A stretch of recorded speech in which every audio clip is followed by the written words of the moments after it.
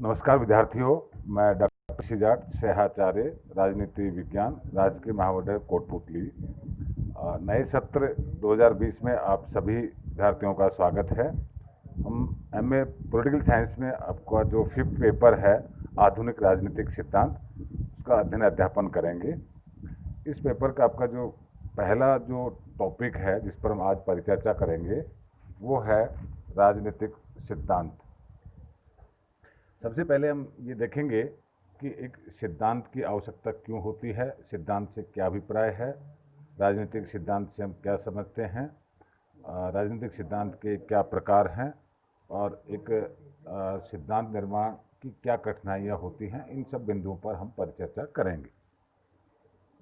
सर्वप्रथम हम आते हैं कि किसी भी विषय में सिद्धांत की आवश्यकता क्यों होती है। देखिए, किसी भी विषय को एक स्वतंत्र अनुशासन का स्तर दिए जाने के लिए जो कुछ महत्वपूर्ण बातें हैं उन पर हम ध्यान दें। सर्वप्रथम है अध्ययन क्षेत्र। हर विषय का अपना एक अध्ययन क्षेत्र होता है। उस विषय की अध्ययन संबंधी मान्यताएं होती हैं, साथ ही विकसित अध्ययन पद्धतियां व प्रविधियां होती हैं। इन सब के साथ साथ सबसे जो महत्वपूर्ण चीज़ मानी गई है वो है सिद्धांत निर्माण, अर्थात एक स्वतंत्र अनुशासन के लिए सिद्धांत एक पूर्व अपेक्षा है। आधुनिक राजनीति वैज्ञानिक डेविड स्टर्न ने राजनीति शास्त्र को व्यवस्थित विज्ञान बनाने के लिए सिद्धांत निर्माण को आवश्यक माना है। तो इस तरह से आपने देखा कि किसी भी एक स्वायत्त अनुशासन के लिए सिद्धांत क्यों आवश्यक है, अर्थात अगर किसी स्वायत्त अनुशासन के अपने सिद्धांत नहीं हैं तो निश्चित रूप से उस विषय की परिघटनाओं को हम नहीं समझ सकते। उस विषय से संबंधित परिघटनाओं के बारे में हम पूर्व कथन या भविष्यवाणी भी नहीं कर सकते। इसलिए एक स्वायत्त अनुशासन के रूप में किसी भी विषय को स्थापित करने के लिए सिद्धांत बेहद ज़रूरी है। अब हम बात करते हैं कि सिद्धांत से क्या अभिप्राय है। देखिए, सिद्धांत वे सामान्य नियम हैं जिनसे किसी भी घटना की व्याख्या की जा सके। सिद्धांत को व्याख्या की चरम परिणति कहा जाता है। वस्तुतः सिद्धांत वे तर्कसंगत अनुमान व प्रस्तावनाएं हैं जिनसे किसी वस्तु या परिघटना की व्याख्या करने का प्रयास किया जाता है। संक्षेप में अगर हम कहें तो सिद्धांत का कार्य व्याख्या करना है। सिद्धांत एक विश्लेषणात्मक युक्ति है, एक डिवाइस है जिसकी सहायता से व्याख्या तथा पूर्व कथन किया जा सकता है। अब हम चर्चा करते हैं कि राजनीतिक सिद्धांत से हम क्या समझते हैं। कि राजनीतिक सिद्धांत को परिभाषित करना एक कठिन कार्य है, फिर भी इस दिशा में विद्वानों ने प्रयास किए हैं। दरअसल राजनीतिक सिद्धांत राजनीतिक प्रश्नों या परिघटनाओं की व्याख्या व पूर्व कथन करने का एक प्रयास है, किंतु राजनीति विज्ञान में सिद्धांत को परिभाषित करने में कठिनाई यह है कि राजनीति में सार्वभौमिक व निश्चित सिद्धांतों का अभाव है।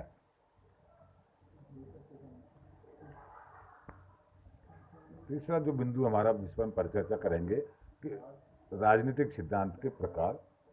राजनीतिक सिद्धांत को दो श्रेणियों में विभाजित किया गया है। पहला है परंपरागत राजनीतिक सिद्धांत और दूसरा है आधुनिक राजनीतिक सिद्धांत। अब हम पहले बिंदु पर अर्थात परंपरागत राजनीतिक सिद्धांत पर चर्चा करेंगे।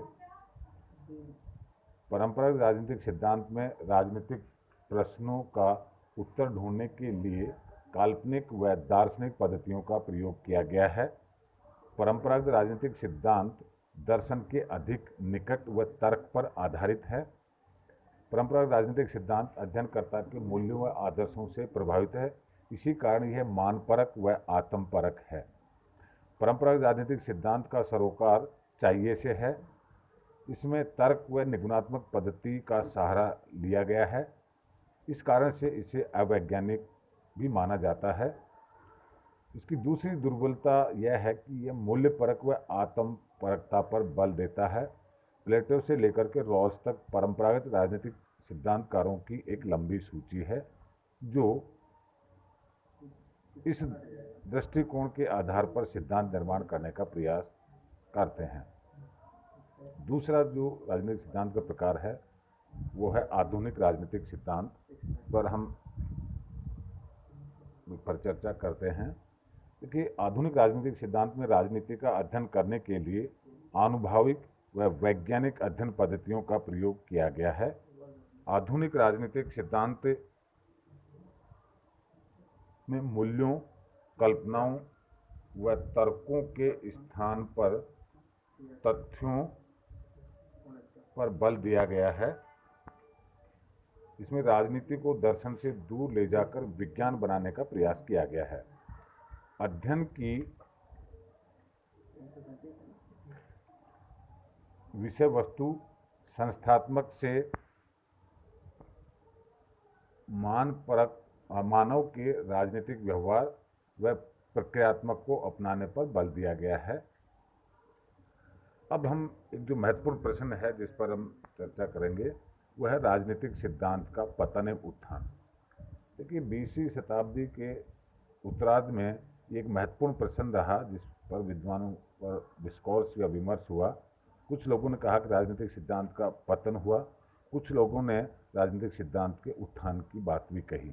दरअसल जब हम राजनीति सिद्धांत के पतन व उत्थान पर परिचर्चा करते हैं तो हमारा यहाँ जिस राजनीतिक सिद्धांत से सरोकार है वह है परंपरागत राजनीतिक सिद्धांत। दरअसल 19वीं शताब्दी के उत्तरार्ध में 20वीं शताब्दी के पूर्वार्ध तक परंपरागत दृष्टिकोण ने नवीन राजनीतिक विचारों व सिद्धांतों का अभाव दिखाई देता है। इस दौरान राजनीतिक विचारों के इतिहास पर विद्वानों द्वारा टीकाएं व टिप्पणियां ही लिखी गई। किसी ने भी नए सिद्धांतों का प्रतिपादन नहीं किया। साथ ही इस दौरान राजनीति का वैज्ञानिक तरीके से अध्ययन करने का उन्माद हावी रहा। इसलिए कुछ विद्वानों ने इसे राजनीतिक सिद्धांत का पतन माना। कालांतर में मैकफर्सन और रॉल्स जैसे विद्वानों ने परंपरागत दृष्टिकोण के आधार पर अपने चिंतन को प्रस्तुत कर मानपरक सिद्धांतों का प्रतिपादन किया, तो विद्वानों ने इसे राजनीतिक सिद्धांत का उत्थान माना। अंत में हम चर्चा करते हैं कि राजनीति विज्ञान में सिद्धांत निर्माण की क्या आवश्यकता है, अर्थात उसका क्या महत्व है और उसमें क्या कठिनाइयां हैं। तो पहला बिंदु है कि स्वायत्त अनुशासन के रूप में स्थापित करना। दरअसल किसी भी विषय को एक स्वायत्त अनुशासन का रूप देने के लिए उसके अपने स्वयं के सिद्धांत होना आवश्यक है, क्योंकि सिद्धांतों के बिना न तो किसी परिघटना को समझा जा सकता है और न ही उसके बारे में पूर्व कथन या भविष्यवाणी की जा सकती है। दूसरा सिद्धांत का महत्व है राजनीतिक परिघटनाओं की व्याख्या, क्योंकि सिद्धांत के आधार पर ही किसी भी घटना या प्रक्रिया की व्याख्या की जा सकती है, उसका स्पष्टीकरण किया जा सकता है। तीसरा बिंदु है मानव समाज की प्रगति के लिए आवश्यक। दरअसल यहाँ जो हम बात कर रहे हैं कि सिद्धांत किस प्रकार से मानव की प्रगति के लिए आवश्यक है, तो हमारा सरोकार है परंपरागत राजनीतिक सिद्धांत से, क्योंकि परंपरागत जो राजनीतिक सिद्धांत हैं वो मूल्यपरक हैं, काल्पनिक हैं, मानपरक हैं। इसलिए वो मानव जाति की बेहतरी के लिए जो राजनीतिक मूल्य हैं उन पर परिचर्चा करते हैं और नए विकल्प प्रस्तुत करते हैं। चौथा बिंदु है इसकी महत्वता का, वो है समस्याओं के निराकरण में सहायक। सिद्धांत के आधार पर मानव के सामाजिक और राजनीतिक जीवन से जुड़ी अनेक समस्याओं के बारे में समाधान प्रस्तुत किए जाते हैं। साथ ही सिद्धांत निर्माण की आवश्यकता शोध को प्रेरणा देता है, जिससे नवीन ज्ञान का सर्जन होता है। और अंत में कह सकते हैं कि किसी भी विषय में सिद्धांत निर्माण का महत्व उस विषय को वैज्ञानिकता प्रदान करने में है। अंत में हम राजनीति विज्ञान में सिद्धांत निर्माण की क्या समस्याएं या कठिनाइयां हैं, इस बिंदु पर चर्चा करते हैं। देखिए, चूँकि राजनीति विज्ञान एक सामाजिक विज्ञान है जिसके अध्ययन की अंतिम इकाई व्यक्ति है और व्यक्ति का स्वभाव परिवर्तनशील है, इसलिए राजनीति विज्ञान में सार्वभौमिक सिद्धांत निर्माण एक सबसे बड़ी कठिनाई है। यहाँ सार्वभौमिक सिद्धांत से तात्पर्य कि राजनीति विज्ञान के वो सिद्धांत जो पूरी दुनिया में लागू किए जा सके, पूरी दुनिया की राजनीतिक व्यवस्थाओं और उनसे जुड़े राजनीतिक परिघटनाओं और प्रश्नों की व्याख्या की जा सके। राजनीति विज्ञान में इस तरह के सार्वभौमिक सिद्धांतों का पूर्णतः अभाव देखने को मिलता है। दूसरी राजनीतिक विज्ञान में सिद्धांत निर्माण की कठिनाई है अधूरे सिद्धांत निर्माण।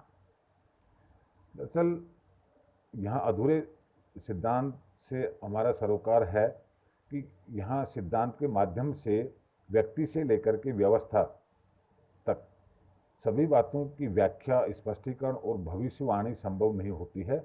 इसलिए ये माना जाता है कि राजनीति विज्ञान के जो भी सिद्धांत हैं वो अधूरे सिद्धांत होते हैं। साथ ही राजनीति विज्ञान में सिद्धांत के खोज के प्रयासों में दृष्टिकोण की मत भिन्नता भी है, जहाँ हमने अभी चर्चा की कि एक परंपरागत दृष्टिकोण है जो मानपरक तरीके से राजनीति का अध्ययन करके सिद्धांत निर्माण की बात करता है, तो दूसरी तरफ आधुनिक दृष्टिकोण है जो राजनीति का वैज्ञानिक तरीके से अध्ययन करके सिद्धांत निर्माण करने की वकालत करता है। तो इस तरह से हम देखते हैं कि राजनीति विज्ञान में सिद्धांत निर्माण के बारे में भी दृष्टिकोण की भिन्नता है, जिससे अनेक कठिनाइयाँ पैदा होती हैं। आज का हमारा व्याख्यान इसी बिंदु तक सीमित है। अगले व्याख्यान में हम आधुनिक राजनीतिक सिद्धांत पर परिचर्चा करेंगे। धन्यवाद।